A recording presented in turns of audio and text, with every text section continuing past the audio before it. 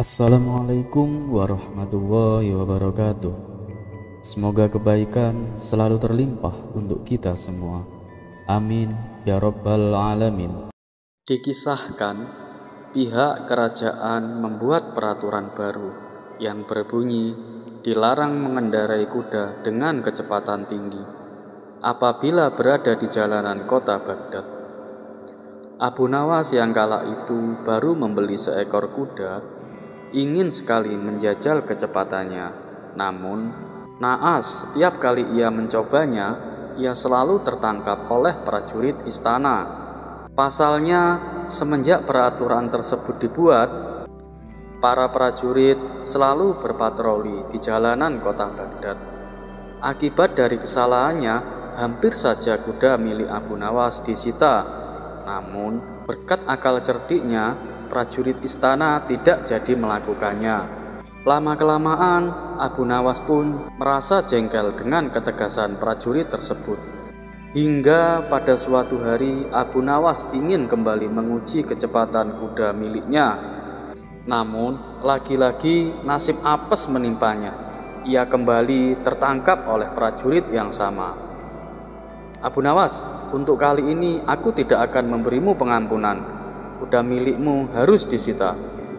Kamu sudah berulang kali melakukan kesalahan, bentak sang prajurit. Waduh, kalau begini aku bisa kehilangan kudaku, pikir Abu Nawas. Ia pun berpikir keras mencari cara agar kudanya tidak disita. Akhirnya sebuah ide cemerlang terbesit di benaknya.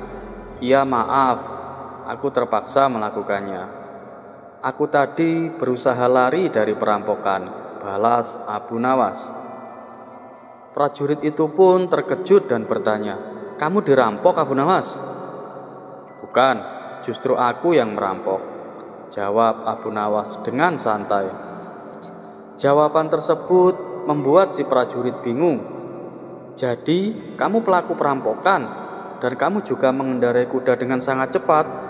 Kamu telah melakukan banyak kesalahan Abu Nawas. Kamu bisa dihukum penjara sangat lama, kata si prajurit. Iya, aku tahu. Hasil rampokannya juga aku simpan di karung itu, balas Abu Nawas sambil menunjuk karung yang berada di atas kudanya. Ketika si prajurit hendak memeriksa karung tersebut, Abu Nawas berteriak, awas, di karung itu ada pedang milikku. Prajurit itu pun kembali terkejut. Kamu juga membawa pedang? Abu Nawas, bukankah kamu sudah tahu membawa pedang di tempat umum adalah sebuah kejahatan? Tanya si prajurit dengan gusar. Ya, tentu saja aku tahu. Pedang itu kan aku gunakan untuk merampok, terang Abu Nawas tanpa ragu. Merasa perbuatan Abu Nawas adalah kejahatan serius, prajurit itu memutuskan untuk melaporkannya kepada Baginda Raja. Maka dibawalah Abu Nawas ke istana beserta barang bukti kejahatan yang dilakukannya. Setibanya di hadapan Baginda Raja, prajurit tersebut melaporkan perbuatan Abu Nawas. Abu Nawas telah melakukan banyak kejahatan, Paduka. Pertama, dia mengendarai kuda dengan kecepatan tinggi. Kedua, dia membawa pedang di tempat umum, Paduka. Ketiga, pedang itu ia gunakan untuk merampok. Dan semua barang bukti ada di dalam karung itu, Paduka, kata si prajurit. Namun, ketika Baginda Raja memeriksa karung yang dibawa, Baginda Raja tidak menemukan apa-apa. Yang ada hanyalah beberapa batu kerikil. Baginda Raja pun menghampiri Abu Nawas. Abu Nawas, prajurit itu melaporkan kepadaku bahwa kamu telah melakukan perampokan. Dia juga bilang bahwa kamu menyimpan hasil rampokannya di dalam karung, dan kamu juga menaruh pedang di dalamnya. Tapi ketika aku memeriksanya, aku tidak menemukan apa-apa. Tidak ada pedang, apalagi barang hasil rampokan. Apa maksud dari perbuatanmu itu, Abu Nawas? Tanya Baginda Raja. Tidak ada maksud apa-apa, Paduka, dan saya yakin pembohong itu pasti berkata kalau saya mengendarai kuda dengan kecepatan tinggi, balas Abu Nawas. Loh, kenapa kamu bisa tahu? Tanya Baginda Raja heran. Apakah Paduka tidak mengerti? Dia itu sengaja mencari-cari kesalahan saya, Paduka. Padahal semua itu tidak ada buktinya, tutur Abu Nawas dengan tenang. Ya sudah, ini pasti cuma salah paham. Sekarang pulanglah dan jaga kudamu baik-baik. Awas, jangan sampai melanggar peraturan Abu Nawas. Kamu tidak boleh mengendarai kuda dengan kecepatan tinggi, pesan Baginda Raja. Namun, ketika Abu Nawas hendak meninggalkan istana, prajurit yang menangkapnya berkata, "Ampun Paduka yang mulia, kenapa Abu Nawas dibebaskan Paduka? Setidaknya kuda miliknya disitalah Paduka, karena dia telah melanggar peraturan." Baginda Raja pun membalas, "Cukup, hentikan ucapanmu. Kamu selalu saja mencari-cari kesalahannya, padahal dia tidak bersalah sama sekali." Mendengar itu, si prajurit pun hanya terdiam. Akhirnya, berkat akal cerdikan Abu Nawas, kuda miliknya tidak jadi disita. Dan Kisah selanjutnya.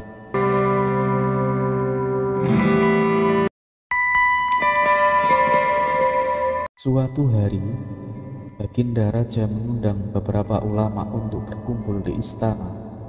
Dan tentunya Abu Nawas juga tak ketinggalan hadir dalam pertemuan tersebut. Tujuan Baginda Raja mengundang mereka untuk membahas tentang berbagai masalah hukum-hukum agama. Dengan begitu, beliau tetap bisa menimba ilmu tanpa harus meninggalkan istananya. Ulama fikih menyampaikan keilmuannya seputar halal haram dalam hukum agama. Ulama tauhid menyampaikan keilmuannya seputar keesaan Allah beserta kekuasaannya yang meliputi alam semesta. Begitu juga dengan ulama selanjutnya.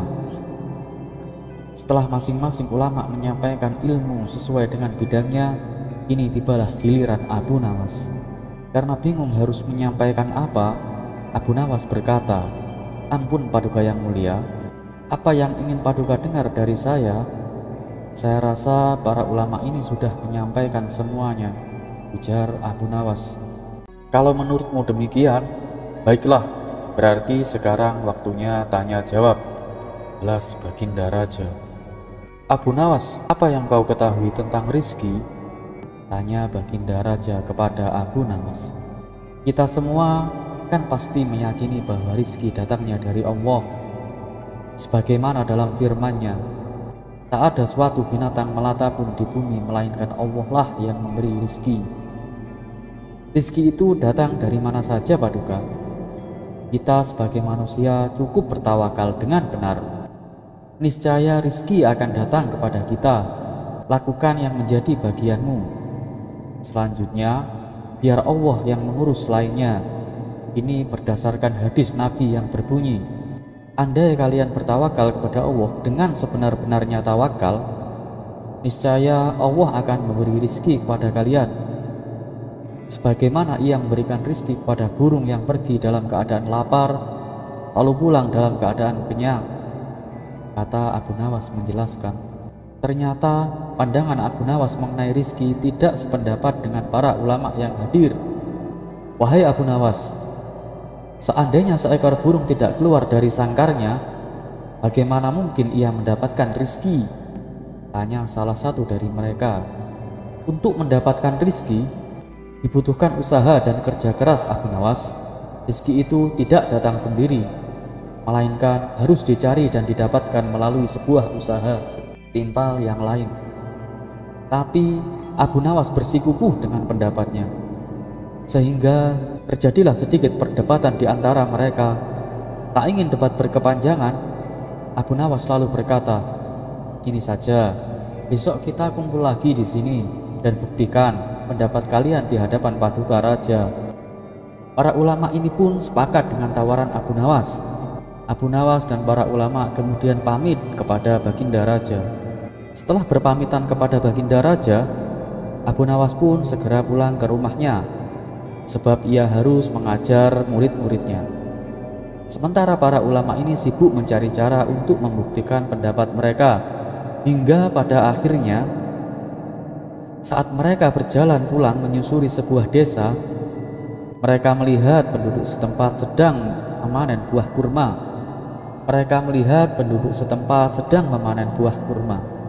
Kemudian terbesitlah niatan para ulama untuk membantu warga. Setelah selesai dengan pekerjaannya, para ulama ini mendapat imbalan beberapa ikat buah kurma dari warga setempat. Mereka senang bukan main. Para ulama ini senang bukan karena mendapatkan kurma, tetapi karena memiliki alasan untuk menyampaikan kepada Abu Nawas dan Baginda Raja bahwa pendapat mereka tentang rizki adalah benar. Kita mendapatkan buah kurma karena kita berusaha dan bekerja keras, sedangkan Abu Nawas hanya diam di rumah. Mana mungkin dia mendapatkan kurma? Ini menunjukkan bahwa rizki bisa didapatkan bila mencari dengan bekerja. Jadi pendapat kita sudah benar. Besok kita bawa ke istana sebagai buktinya. Kita tunjukkan kepada Abu Nawas dan kepada Baginda Raja, kata salah satu ulama kepada kawan-kawannya. Maka pada keesokan harinya, ulama ini datang ke istana.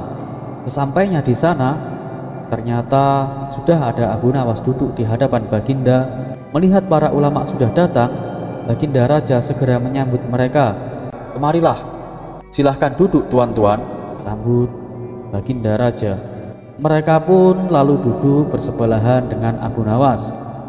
Sesuai dengan janji kami membawakan bukti atas pendapat kami. Kami rasa pendapat Abu Nawas kurang tepat, Paduka. Justru pendapat kamilah yang lebih tepat. Mendengar hal itu, Baginda Raja pun bertanya, "Memangnya bukti apa yang kalian bawa? Coba perlihatkan padaku." Para ulama ini segera menunjukkan beberapa ikat kurma dan meletakkannya di hadapan Abu Nawas dan Baginda Raja. "Ampun Paduka, buah kurma ini kami dapatkan karena kemarin kami bekerja membantu warga panen kurma. Jadi, mengenai pendapat Abu Nawas yang mengatakan seseorang cukup bertawakal dengan benar, nanti rizki akan datang sendiri, kami rasa pendapat tersebut kurang tepat, Paduka. Pendapat kamilah yang lebih tepat, karena rizki itu harus dicari. Seandainya kami tidak bekerja membantu warga, kurma ini tentu tidak akan sampai di tangan kami. Sedangkan Abu Nawas kemarin hanya berdiam diri di rumah. Apakah Abu Nawas mendapatkan kurma seperti kami? Tentu saja tidak, Paduka. Karena kemarin Abu Nawas tidak bekerja," kata mereka menjelaskan. "Yang kalian katakan itu benar sekali. Saya sependapat dengan kalian," sahut Baginda Raja. "Bagaimana denganmu Abu Nawas? Apakah kamu masih membantahnya?" tanya Baginda Raja kepada Abu Nawas. Mendengar hal itu, Abu Nawas hanya tersenyum, seraya mengambil kurma dan mencicipi. Kemudian ia pun berkata, "Kemarin aku memang hanya di rumah seharian, karena aku harus mengerjakan tugasku sebagai guru, yaitu mengajar murid-muridku tentang ilmu agama. Dan hari ini saat kalian bercerita tentang kurma, tiba-tiba saya menjadi kepingin, dan alhamdulillah kalian datang bukan hanya membawa ceritanya saja, tapi juga membawa serta buah kurmanya untukku.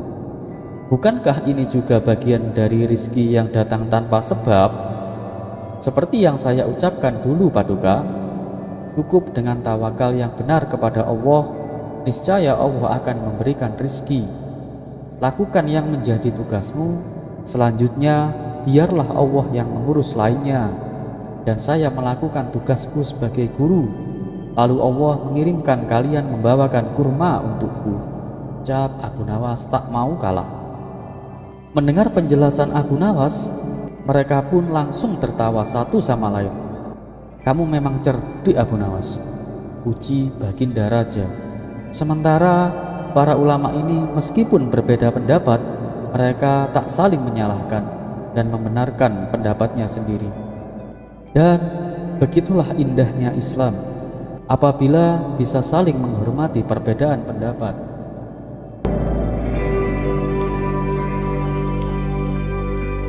Kisah selanjutnya. Pada suatu hari, istana Baginda kedatangan tamu sekelompok orang Syiah. Tujuan mereka adalah ingin menantang debat agama kepada para ulama di kota itu.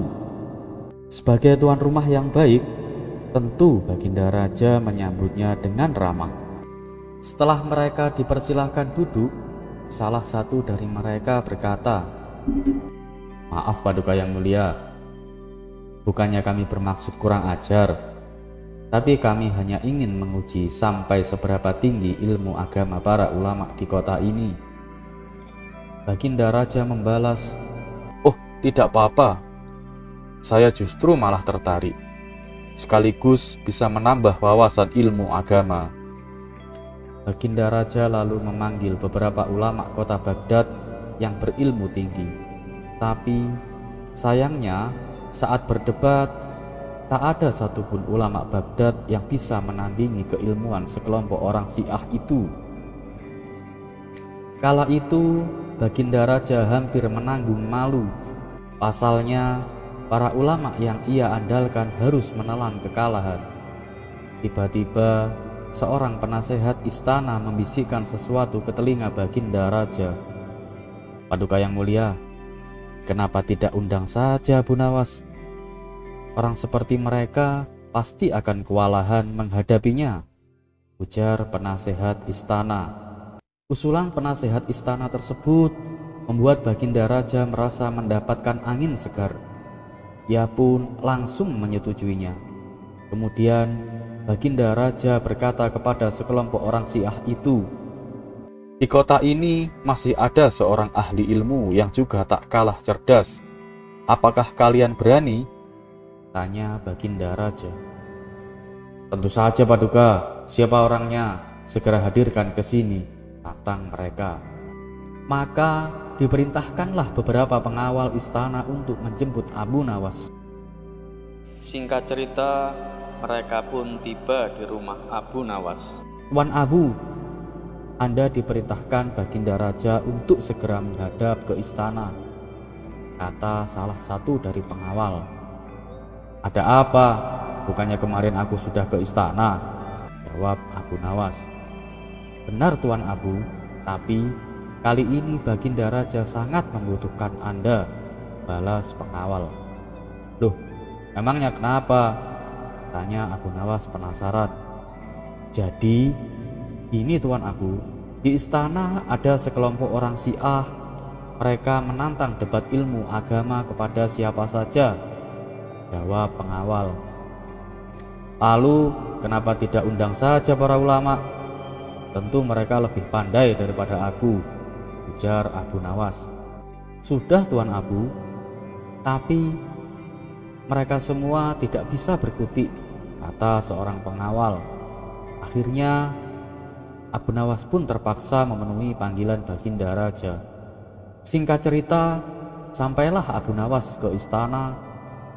Di sana nampaklah para ulama Syiah sedang duduk berkumpul di sebuah aula kerajaan. Tidak seperti biasanya, Abu Nawas memasuki aula sambil menenteng sandal miliknya.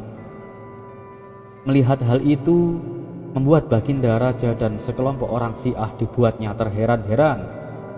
Kemudian sekelompok orang Syiah itu bertanya kepada Abu Nawas, "Kamu ini aneh, kenapa menenteng sandalmu masuk ke dalam istana?" Dengan santainya Abu Nawas menjawab, "Oh, ini saya teringat peristiwa zaman Rasulullah masih hidup. Para kelompok Syiah suka mencuri sandal. Makanya saya bawa masuk, takut sandalnya hilang," jawab Abu Nawas. Jawaban Abu Nawas tersebut sontak membuat sekelompok orang Syiah semakin bertambah heran. Begitu juga dengan Baginda Raja. "Kamu jangan mengarang cerita palsu. Zaman Rasulullah ajaran Syiah belum ada," protes mereka. "Wah, kalau begitu diskusi perdebatan kita selesai. Dari mana ajaran agama Islam kalian kalau di zaman Rasulullah saja belum ada Syiah?" jawab Abu Nawas dengan enteng. Kemudian Abu Nawas pun langsung ngeloyor pergi meninggalkan mereka. Sementara sekelompok orang Syiah ini tidak bisa membantah pernyataan Abu Nawas. Baginda Raja yang menyaksikan hal itu seketika tertawa terbahak-bahak sembari memuji kecerdasan Abu Nawas. Begitulah kali ini ceritanya sahabat, dan seperti biasa, kisah selanjutnya.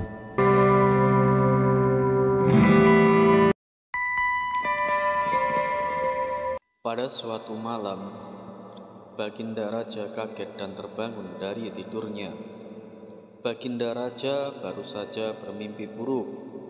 Pada keesokan harinya, Baginda Raja terlihat sangat gelisah. Ia masih saja terngiang-ngiang tentang mimpinya semalam. Sang menteri yang senantiasa mendampingi Baginda Raja merasakan kegelisahan yang dialami rajanya itu. "Ampun Paduka yang mulia, kenapa Paduka terlihat murung? Apakah Paduka sedang kurang sehat?" tanya sang menteri. "Aku sehat saja, cuma tadi malam aku mengalami mimpi buruk. Entah kenapa mimpi itu begitu membekas dalam pikiranku. Hal inilah yang membuatku menjadi gelisah," jawab Baginda Raja. Mendengar jawaban itu, sang menteri lalu memberi saran, "Lebih baik Paduka utarakan saja mimpi tersebut kepada ahlinya. Kalau Paduka terus-menerus memendamnya, nanti mempengaruhi kesehatan Paduka," ujar sang menteri. "Iya, benar juga katamu, wahai menteriku. Panggilkan peramal istana untuk datang kemari," titah Baginda Raja. Singkat cerita, datanglah seorang peramal menghadap Baginda Raja. Lantas Baginda Raja menceritakan mimpi yang dialaminya. "Tadi malam aku bermimpi aneh sekali. Di dalam mimpiku, aku melihat semua gigiku menjadi tanggal." "Pertanda apakah itu?" tanya Baginda Raja. "Ampun Paduka yang mulia, mimpi yang dialami Paduka itu pertanda kurang baik. Mimpi itu berarti kesialan akan menimpa Baginda. Karena menurut pengetahuan hamba, setiap gigi yang tanggal itu berarti seseorang anggota keluarga Paduka akan meninggal. Dan jika semua gigi tanggal, yang berarti kemalangan besar bagi Paduka yang mulia. Karena dalam waktu yang dekat, anggota keluarga Paduka akan meninggal dunia, kecuali Paduka sendiri," jelas si peramal. Pertanda buruk dari si peramal itu membuat Baginda Raja marah. "Penafsiran macam apa itu? Saya tidak suka," bentak Baginda Raja.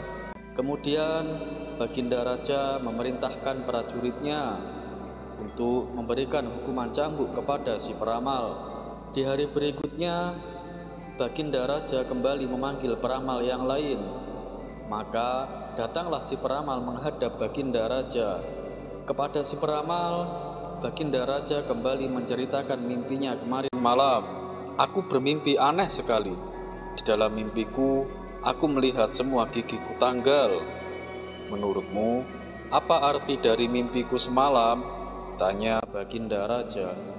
Sebenarnya peramal kali ini menafsirkannya juga sama dengan peramal sebelumnya, yaitu bahwa dalam waktu dekat semua keluarga Baginda Raja akan meninggal. Akan tetapi karena ia takut dihukum cambuk, ia pun berpura-pura memilih tidak tahu. "Maaf Paduka yang mulia, kalau mimpi tentang gigi tanggal, hamba itu kurang tahu. Karena keahlian hamba itu khusus membahas seputar mimpi yang bertemu hewan besar ataupun makhluk halus," kata si peramal beralasan. "Peramal macam apa kamu ini? Masa menafsir mimpi kayak gini saja tidak bisa? Prajurit, beri dia hukuman cambuk." Alhasil, si peramal kena hukuman cambuk juga. Dan di hari berikutnya, Baginda Raja kembali memanggil peramal lainnya. Tapi karena takut kena hukuman, mereka tidak mau datang dengan alasan sakit. Namun tiba-tiba saja datanglah Abu Nawas ke istana menghadap Baginda Raja. "Hei Abu Nawas, ada apa datang kemari?" tanya Baginda. "Ampun Paduka yang mulia, hamba dengar Paduka sedang mencari peramal atas mimpi Paduka," kata Abu Nawas. Ya benar Abu Nawas, tapi ramalan mereka semua malah membuatku jengkel, ujar Baginda Raja. Kalau boleh tahu, mimpi apa yang Paduka alami? Ya barangkali hamba bisa menafsirkannya, kata Abu Nawas penuh percaya diri. Mana mungkin, kamu itu bukan peramal atau ahli tafsir mimpi Abu Nawas, ucap Baginda Raja. Itu sih terserah Paduka, mau percaya syukur, tidak percaya juga tidak apa-apa, jawab Abu Nawas. Baginda Raja pun akhirnya menceritakan perihal mimpinya kepada Abu Nawas. Jadi, menurutmu apa arti mimpiku tersebut? Tanya Baginda Raja kepada Abu Nawas. Abu Nawas tak langsung menjawabnya, ia pun berpikir sejenak. Setauku, kalau mimpi gigi tanggal itu berarti ada salah satu keluarganya yang akan meninggal. Sedangkan mimpi Baginda Raja giginya tanggal semua. Itu berarti dalam waktu dekat semua keluarganya akan meninggal. Tapi kalau aku sampaikan apa adanya, pasti Baginda Raja akan menghukumku, pikir Abu Nawas di dalam hati. Bagaimana Abu Nawas? Apakah kau sudah menemukan arti mimpiku? Tanya Baginda Raja kembali. Lalu dengan akal cerdiknya Abu Nawas menjawab, sudah Paduka yang mulia, berbahagialah Paduka. Mimpi Paduka itu pertanda Paduka adalah orang yang paling beruntung di dunia. Wah, benarkah Abu Nawas? Mengapa demikian? Tanya Baginda Raja kegirangan. Ya, karena Paduka akan tetap hidup lebih aman daripada semua anggota keluarga Baginda, jawab Abu Nawas dengan percaya diri. Mendengar perkataan Abu Nawas itu, tampaklah senyum mengembang di wajah Baginda Raja. Ia terlihat sangat puas dengan jawaban Abu Nawas. Wah, tak kusangka, ternyata kamu peramal yang hebat Abu Nawas. Dan sebagai hadiah atas kehebatanmu itu, ku hadiahkan 5 keping emas untukmu. Terimalah Abu Nawas, kata Baginda Raja puas. Sebenarnya kalau kita perhatikan, antara jawaban peramal pertama dengan jawaban Abu Nawas itu sama saja. Yang membedakan adalah cara penyampaiannya. Peramal yang pertama berbicara apa adanya tanpa memikirkan akibatnya. Sedangkan Abu Nawas menjawab dengan cerdik dan bijak, sehingga Baginda Raja pun merasa senang dan memberikannya hadiah. Dan begitulah kali ini ceritanya sahabat. Terima kasih. Kisah selanjutnya.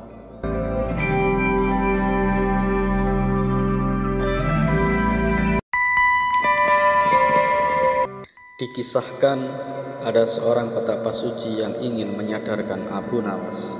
Menurut dia, apa yang dilakukan Abu Nawas tidaklah mencerminkan manusia yang memiliki etika moral kesopanan.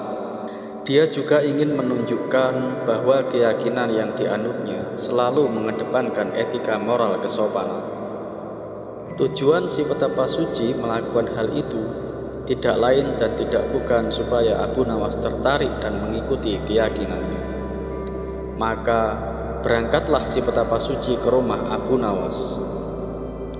Sesampainya di sana, ia langsung mengetuk pintu rumah Abu Nawas.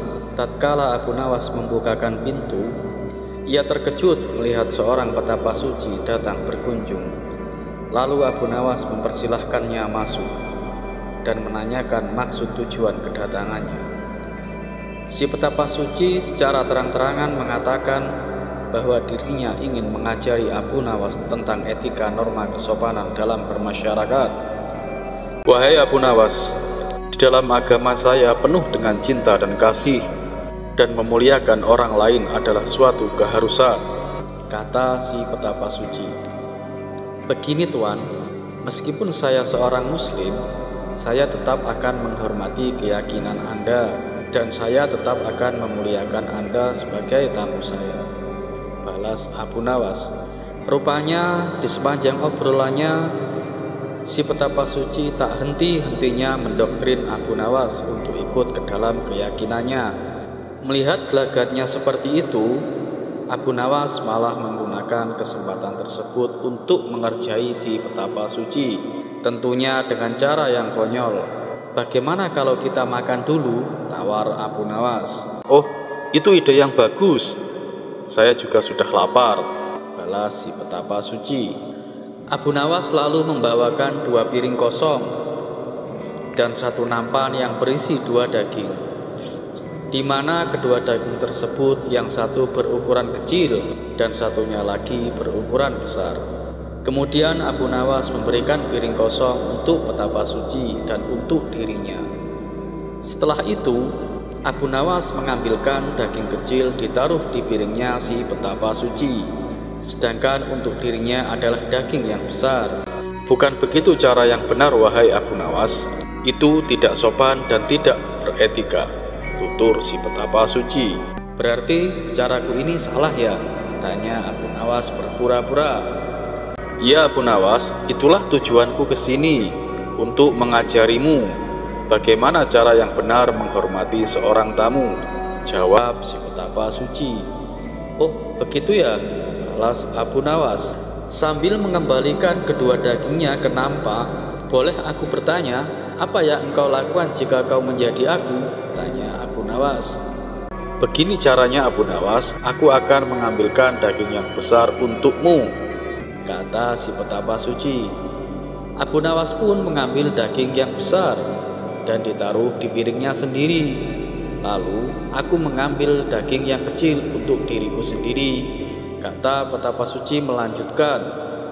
Abu Nawas pun mengambil daging yang kecil dan menaruhnya di piring petapa suci. "Mari silahkan dimakan," ucap Abu Nawas menyodorkan. Sementara Abu Nawas langsung memakan daging yang besar yang berada di piringnya, si petapa suci terpaksa hanya mendapatkan daging kecil untuk dimakannya. Setelah selesai makan, Abu Nawas berkata, "Bukankah hasilnya sama saja dengan yang aku lakukan di awal tadi?" Celetuk Abu Nawas. Tak lama Abu Nawas kembali berkata, "Apakah kau tahu tata cara makan?" tanya Abu Nawas. "Oh, itu sangat mudah. Pertama, saya memanjatkan syukur atas rezeki yang aku dapatkan. Setelah itu, aku memakannya dengan perlahan, serta mengunyahnya dengan mulut tertutup," jawab petapa suci. "Yang kamu lakukan itu salah," balas Abu Nawas. "Kenapa salah? Itu sudah sesuai etika dan norma cara menghormati sebuah makanan," ujar petapa suci tidak terima. "Jelas itu salah. Harusnya kamu teliti dulu apakah makanan yang kamu dapatkan dari cara yang halal atau cara yang haram. Bila kamu memakan makanan yang haram dengan 1000 adab sekalipun, maka itu tidak akan memberi manfaat sama sekali. Makanan haram justru akan menyebabkan hatimu menjadi hitam," jelas Abu Nawas.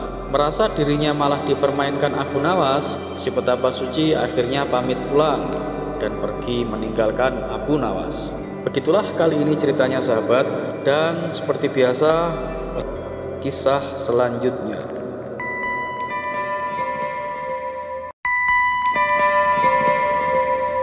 Suatu ketika, Abu Nawas yang jomblo jatuh cinta kepada seorang gadis cantik jelita. Abu Nawas memang tergila-gila dengan gadis cantik, pintar, serta termasuk wanita yang ahli ibadah itu. Ia sangat berambisi untuk memperistri gadis solehah itu. Cintanya yang begitu dahsyat dan membara membuat Abu Nawas berdoa kepada Allah Subhanahu wa Ta'ala. Begini doanya, "Ya Allah, jika memang gadis itu untuk saya, dekatkanlah kepadaku. Tetapi jika memang menurutmu ia tidak baik untukku, tolong ya Allah, sekali lagi tolong ya Allah, pertimbangkanlah lagi ya Allah." Begitulah doanya dengan menyebut nama gadis itu dan terkesan memaksa kehendak Allah. Abu Nawas memanjatkan doa-doa itu setiap selesai sholat 5 waktu tanpa henti dan terus bersungguh-sungguh selama berbulan-bulan. Ia menunggu tanda-tanda dikabulkan doanya. Setelah berjalan lebih dari 3 bulan, Abu Nawas merasa doanya tak kunjung dikabulkan oleh Allah. Lalu Abu Nawas pun mulai introspeksi diri. Mungkin Allah tak mengabulkan doaku karena aku kurang pasrah atas pilihan jodohku. Kemudian Abu Nawas pun bermunajat lagi. Tapi kali ini ganti strategi. Doa itu tidak diembel-embeli spesifik pakai nama si gadis cantik tersebut, apalagi sampai memaksa kehendak Allah untuk mengabulkan doanya. Ia lalu berdoa, "Ya Allah, berikanlah istri yang terbaik untukku." Berbulan-bulan ia terus memohon kepada Allah, namun tak kunjung juga mendekatkan Abu Nawas dengan gadis pujaannya. Bahkan Allah juga tidak mempertemukan Abu Nawas dengan wanita yang mau diperistri. Lama-lama ia mulai khawatir juga. Akhirnya ia memutar otak lagi. Bagaimana caranya berdoa dan bisa cepat terkabul? Abu Nawas memang manusia cerdas. Ia tak kehabisan akal. Ia pun merasa perlu sedikit diplomasi kepada Allah. Ia pun mengubah doanya. "Ya Allah, kini aku tidak minta lagi untuk diriku. Aku hanya meminta gadis sebagai menantu ibuku, yang sudah tua dan sangat aku cintai. Ya Allah, sekali lagi ya Allah, bukan untukku, maka berikanlah ibuku menantu." Begitulah doa Abu Nawas. Dasar Abu Nawas pakai membawa nama ibunya segala. Padahal permintaannya itu tetap saja untuk dirinya. Dan Allah Maha Tahu, tidak perlu diakali. Tapi barangkali karena keikhlasan dan keluguan Abu Nawas tersebut, Allah pun menjawab doanya. Akhirnya Allah menakdirkan wanita cantik dan solehah itu untuk menjadi istri Abu Nawas. Dan begitulah sahabat, doa Abu Nawas untuk mencari jodoh. Semoga bermanfaat.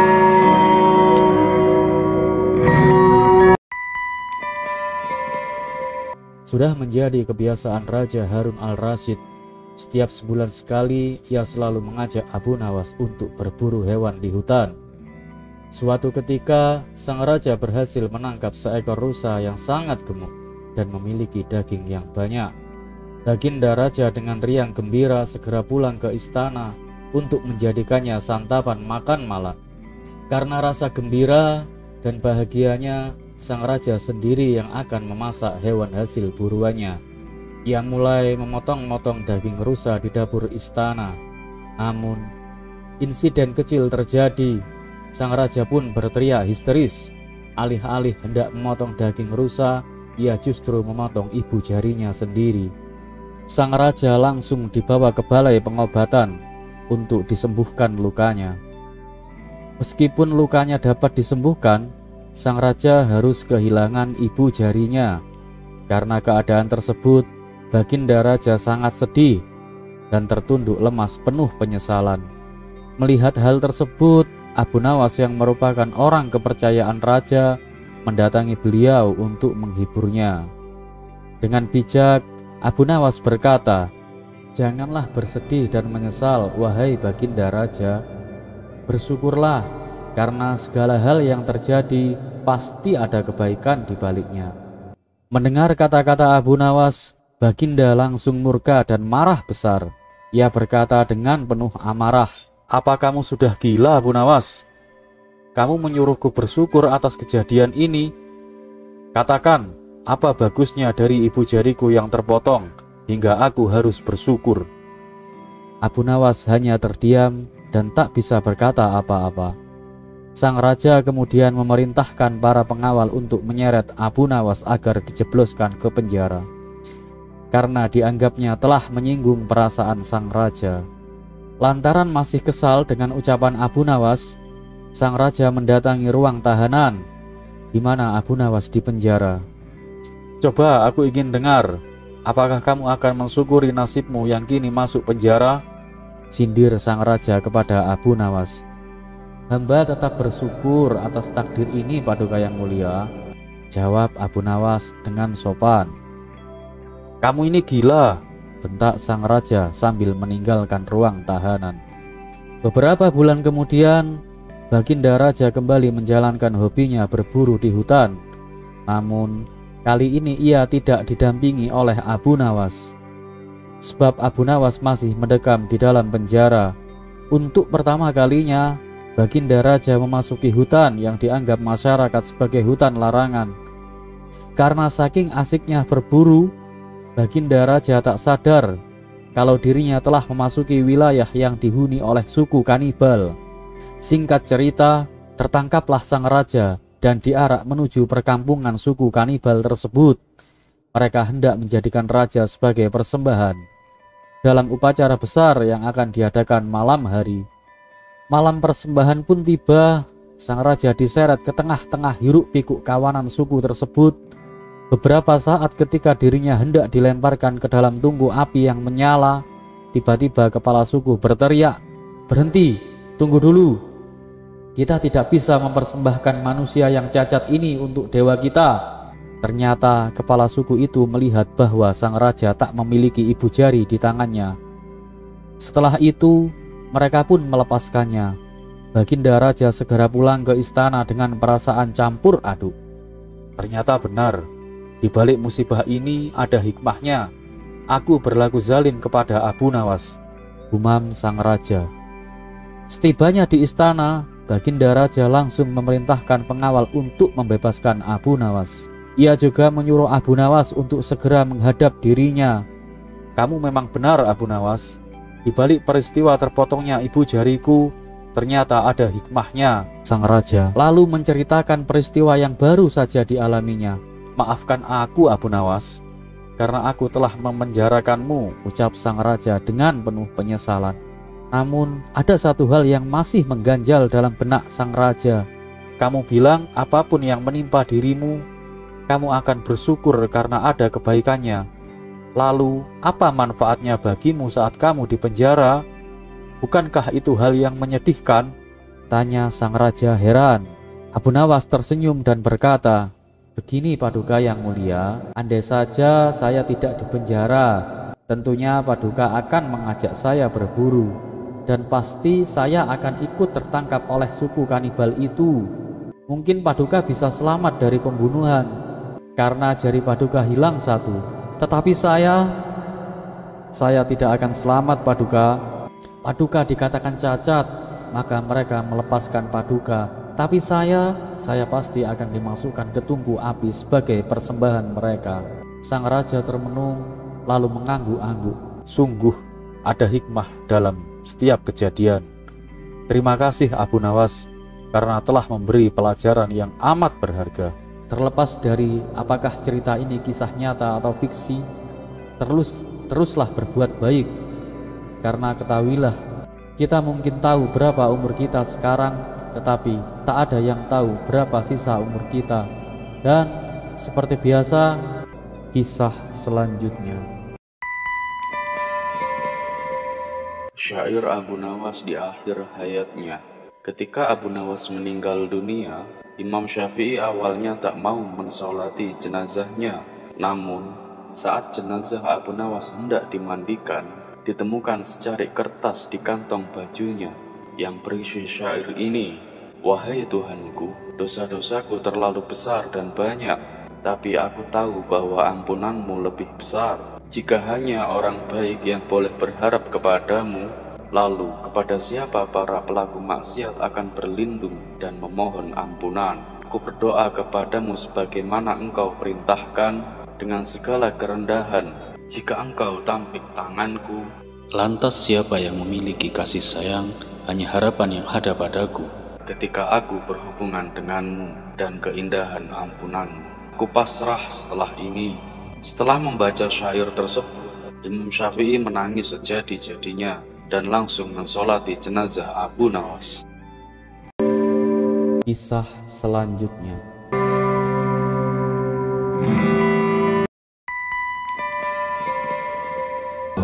Suatu hari, Baginda Raja sedang memperhatikan ayam betinanya yang sedang bertelur. Senyum kegirangan pun terukir di wajahnya.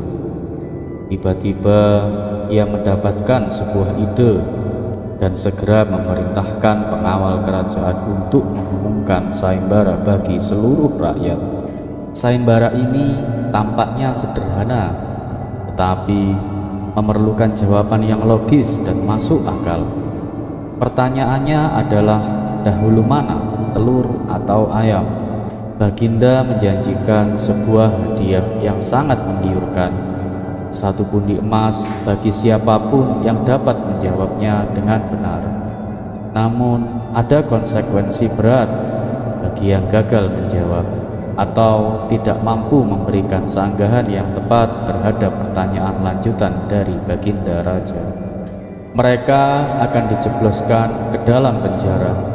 Mendengar hadiah yang besar, banyak rakyat yang tertarik untuk ikut serta, terutama dari kalangan orang miskin. Namun, setelah mempertimbangkan hukuman yang berat, hanya 4 orang yang berani maju sebagai peserta. Salah satunya tentu adalah Abu Nawas. Di hari yang telah ditentukan, keempat peserta berdiri di hadapan panggung. Baginda Raja duduk di singgasana siap untuk mengajukan pertanyaan. Peserta pertama, Baginda Raja bertanya, manakah yang lebih dulu, telur atau ayam? Peserta pertama menjawab dengan penuh keyakinan, tentu saja telur, Baginda.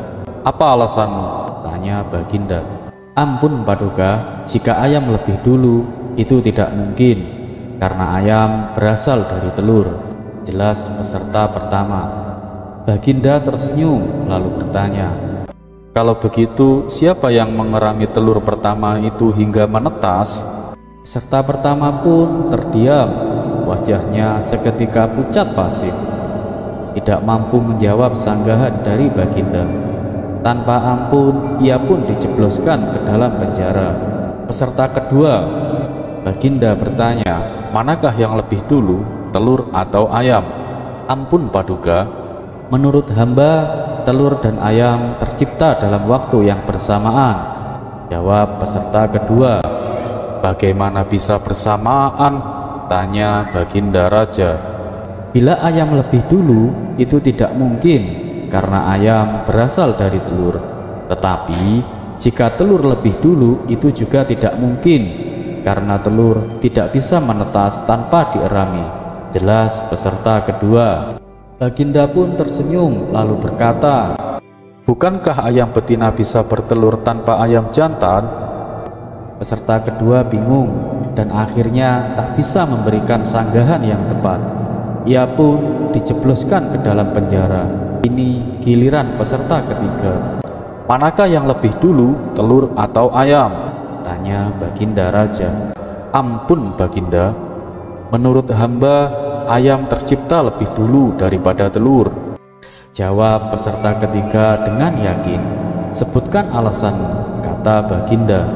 Yang pertama tercipta adalah ayam betina, Baginda. Jawab peserta ketiga meyakinkan. Baginda tersenyum dan kembali bertanya, lalu bagaimana ayam betina bisa bertelur jika ayam jantan tidak ada? Peserta ketiga menjelaskan, ayam betina bisa bertelur tanpa ayam jantan, Paduka. Telurnya dierami sendiri hingga menetas. Lalu anak ayam yang menetas bisa menjadi ayam jantan dewasa, kemudian mengawini induknya sendiri. Baginda menggeleng-gelengkan kepala. Bagaimana jika ayam betina mati sebelum ayam jantan cukup dewasa? Peserta ketiga pun terdiam. Ia tak mampu memberikan jawaban yang masuk akal. Akhirnya ia pun dijebloskan ke dalam penjara seperti peserta-peserta sebelumnya. Sekarang giliran Abu Nawas. Dengan pertanyaan yang sama, manakah yang lebih dulu, telur atau ayam? Dengan santai Abu Nawas menjawab, yang pasti telur lebih dulu, Paduka, baru kemudian ayam. Baginda penasaran dan berkata, coba terangkan alasanmu secara logis. Dengan tersenyum Abu Nawas menjawab, ayam bisa mengenali telur, Sedangkan sebaliknya, telur tidak bisa mengenali ayam. Baginda pun terdiam, mengerutkan kening, memikirkan jawaban Abu Nawas. Jawaban itu memang terdengar sederhana, tetapi tidak bisa disanggah. Kali ini Baginda tak mampu memberikan sanggahan untuk membantah jawaban Abu Nawas. Dengan penuh kekaguman, Baginda menyerahkan hadiah 1 pundi emas kepada Abu Nawas. Sambil tersenyum, Abu Nawas pun pulang membawa hadiah tersebut, menggenggam telur dengan penuh kemenangan. Begitulah cerita kali ini sahabat, dan kisah selanjutnya. Suatu hari Raja Harun al-Rasyid bertanya kepada para ulama istana, "Adakah yang tahu Allah sedang apa sekarang?" Namun tidak ada satupun ulama di istana yang mampu memberikan jawaban. Raja lalu memanggil Abu Nawas yang dikenal cerdas dan menanyakan hal yang sama. "Abu Nawas, apakah kamu tahu Allah sedang apa sekarang?"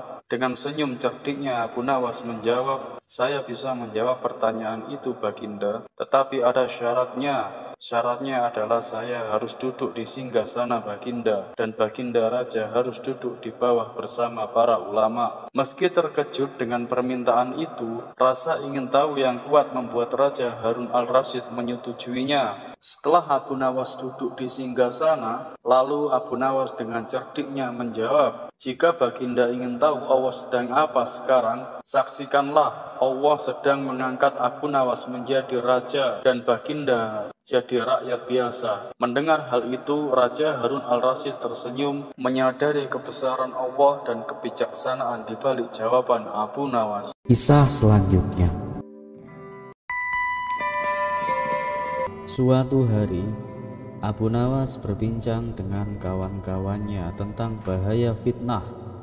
Ia berkata, fitnah lebih kejam daripada pembunuhan.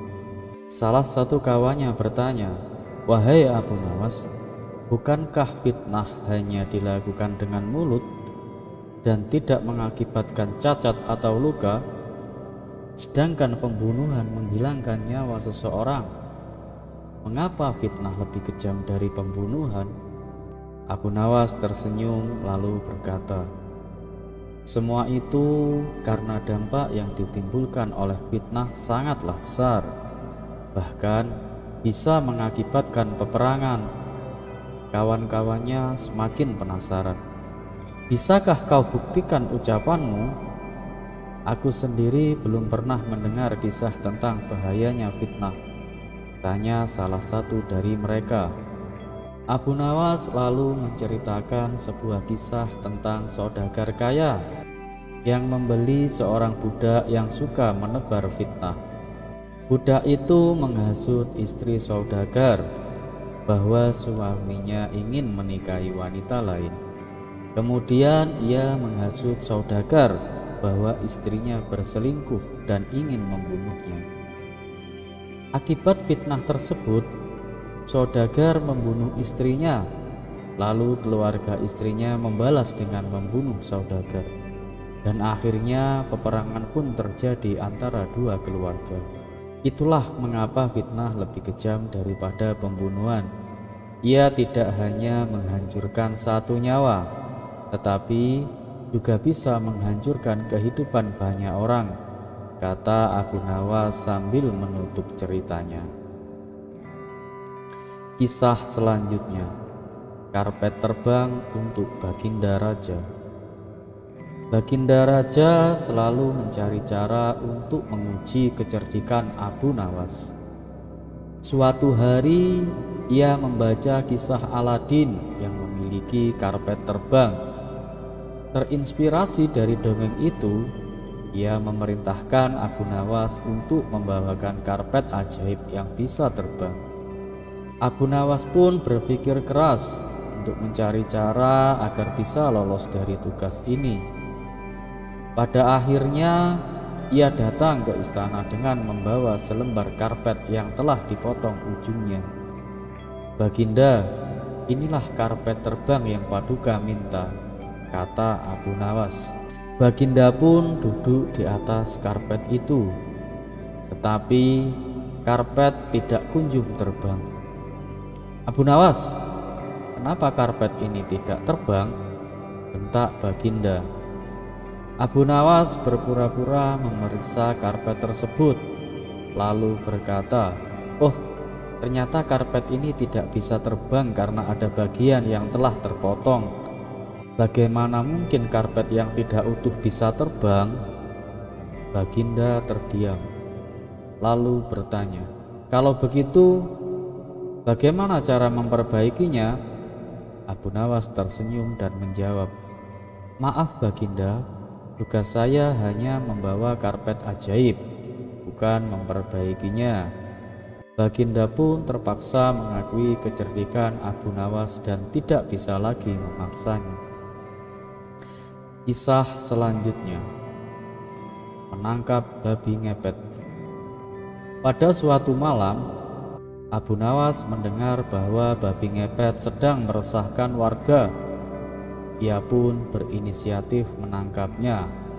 Dengan membawa karung besar, ia bersembunyi di balik pohon dan bersiap menangkap bayangan hitam yang melintas. Tak lama kemudian, ia melihat sosok bayangan dan segera menangkapnya. Keesokan paginya, warga berkumpul untuk melihat hasil tangkapan Abu Nawas. Namun, ketika karung itu dibuka, yang keluar bukan babi ngepet, melainkan Pak RT yang kebingungan. "Pak RT, kenapa Bapak ada di dalam karung?" tanya Abu Nawas kaget. Pak RT tertawa, "Kamu kira aku babi ngepet? Aku hanya mencari makanan di dapur tadi malam." Warga yang melihat kejadian itu pun tertawa terbahak-bahak. Abu Nawas hanya bisa tersenyum malu, menyadari bahwa misinya justru berakhir dengan kejadian lucu. Kisah-kisah Abu Nawas selalu penuh dengan kebijaksanaan dan kecerdikan. Dari perdebatan, ujian dari raja, hingga kejadian lucu, semua menunjukkan kecerdasannya dalam menghadapi berbagai situasi. Kisah ini mengajarkan kita bahwa kecerdikan dan kebijaksanaan dapat menjadi senjata yang ampuh dalam menghadapi tantangan hidup. Dan seperti biasa, Assalamualaikum warahmatullahi wabarakatuh. Semoga kebaikan selalu terlimpah untuk kita semua. Amin ya rabbal alamin. Dikisahkan, pihak kerajaan membuat peraturan baru yang berbunyi dilarang mengendarai kuda dengan kecepatan tinggi apabila berada di jalanan kota Baghdad. Abu Nawas yang kala itu baru membeli seekor kuda, ingin sekali menjajal kecepatannya. Namun, naas setiap kali ia mencobanya, ia selalu tertangkap oleh prajurit istana. Pasalnya, semenjak peraturan tersebut dibuat, para prajurit selalu berpatroli di jalanan kota Baghdad. Akibat dari kesalahannya, hampir saja kuda milik Abu Nawas disita. Namun, berkat akal cerdiknya, prajurit istana tidak jadi melakukannya. Lama-kelamaan, Abu Nawas pun merasa jengkel dengan ketegasan prajurit tersebut. Hingga pada suatu hari, Abu Nawas ingin kembali menguji kecepatan kuda miliknya. Namun, lagi-lagi nasib apes menimpanya. Ia kembali tertangkap oleh prajurit yang sama. "Abu Nawas, untuk kali ini aku tidak akan memberimu pengampunan. Kuda milikmu harus disita. Kamu sudah berulang kali melakukan kesalahan," bentak sang prajurit. "Waduh, kalau begini aku bisa kehilangan kudaku," pikir Abu Nawas. Ia pun berpikir keras mencari cara agar kudanya tidak disita. Akhirnya sebuah ide cemerlang terbesit di benaknya. "Ya maaf, aku terpaksa melakukannya. Aku tadi berusaha lari dari perampokan," balas Abu Nawas. Prajurit itu pun terkejut dan bertanya, "Kamu dirampok, Abu Nawas?" "Bukan, justru aku yang merampok," jawab Abu Nawas dengan santai. Jawaban tersebut membuat si prajurit bingung. Jadi, kamu pelaku perampokan dan kamu juga mengendarai kuda dengan sangat cepat. Kamu telah melakukan banyak kesalahan, Abu Nawas. Kamu bisa dihukum penjara sangat lama, kata si prajurit. Iya, aku tahu. Hasil rampokannya juga aku simpan di karung itu, balas Abu Nawas sambil menunjuk karung yang berada di atas kudanya. Ketika si prajurit hendak memeriksa karung tersebut, Abu Nawas berteriak, "Awas, di karung itu ada pedang milikku." Prajurit itu pun kembali terkejut. "Kamu juga membawa pedang?" "Abu Nawas, bukankah kamu sudah tahu membawa pedang di tempat umum adalah sebuah kejahatan?" tanya si prajurit dengan gusar.